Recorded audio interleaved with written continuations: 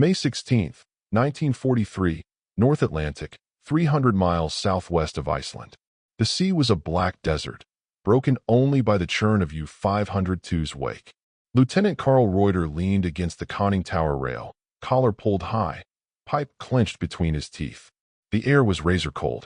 Each wave slapped the hull like a hand against steel. Above, the sky was moonless, perfect hunting weather. They'd surfaced after midnight to recharge batteries and taken fresh air.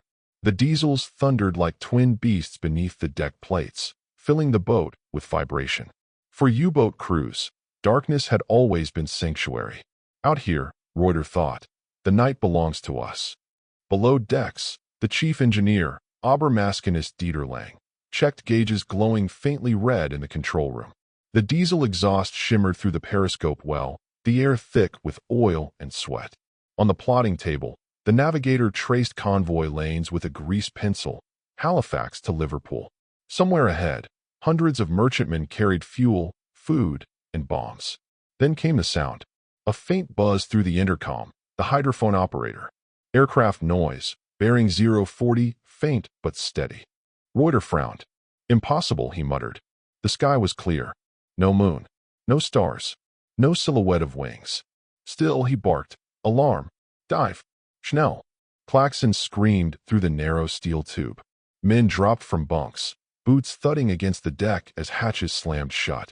Diesel engines coughed, drowned, replaced by the steady hum of electric motors. The boat slid beneath the surface, hissing like a sinking animal. At 40 meters, silence. Only the creak of pressure against the hull. Reuter wiped condensation from the periscope eyepiece, peering upward into the ink. Nothing. Then, thunder. A detonation rocked the boat. Dust fell from the pipes. One of the men cried out. Depth charges. Lang shouted from the control room. They couldn't have. The second explosion threw everyone off balance. Lights flickered, then died. The U-boat pitched hard to port. Reuter gripped the chart table, his knuckles white. How in God's name did they find us in the dark? No one answered. Above them, the sea boiled white, and for the first time, the crew of U-502 understood that night was no longer their ally. RAF Coastal Command Station, St. Eval, Cornwall, 2 nights earlier. The hangar doors groaned open, revealing the hulking shape of a consolidated B-24 Liberator. Its fuselage glistened under floodlights, the nose bristling with new instruments. Squadron leader Alan Moore paced beneath its wing, hands in his flight jacket pockets, cigarette smoke curling through the drizzle.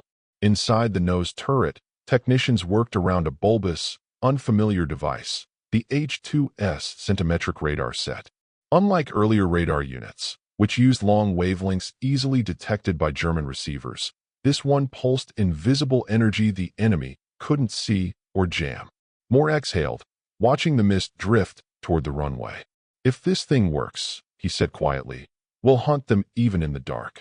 By 1943, Allied scientists, many from Britain's telecommunications research establishment, had perfected a magnetron capable of producing short, powerful radar waves. Mounted in aircraft like the Liberator, Wellington, and Sunderland flying boat, it transformed the Atlantic War. Before centimetric radar, U-boats surfaced each night to charge batteries, safe beneath cloud cover. But now, a Liberator could spot the faint ripple of a periscope or snorkel at over 6 miles, through fog, rain, or moonless dark. That very week, pilots from 224 Squadron trained over the Celtic Sea, practicing blind attacks on dummy targets. Their radar scopes showed green blips moving across a phosphorescent screen, invisible to the naked eye. And when radar confirmed contact, they had one final surprise, the Leigh Light. A 22 million candela searchlight mounted beneath the wing, synchronized to switch on seconds before the attack. A pilot named Flight Lieutenant George Lambert had described it best. One moment, the ocean's pitch black. The next, it's like daylight. And the sub is caught in it, frozen. At St. Eval that evening, Moore's crew loaded depth charges under the wings, checked fuses, and strapped into cold leather seats. The radar hummed to life, filling the cabin with a rhythmic pulse. Moore's co-pilot glanced over. You think they'll even know what hit them? Moore smirked. Not until the sky starts glowing. Atlantic Ocean, same night, 2:17 hours. Reuters' crew scrambled to stabilize the listing submarine. The depth gauge read 90 meters and climbing. Bilge pump screamed. The smell of diesel mixed with burned insulation. "Hold her steady," Lang shouted, twisting valves, his hands slick with oil. The explosions ceased.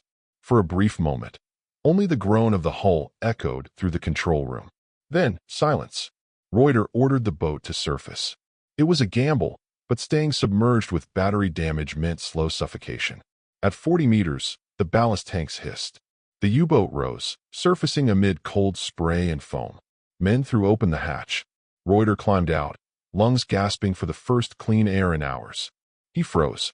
Above him, hovering in the dark sky, a blinding white light ignited, brighter than the moon, brighter than anything he'd ever seen.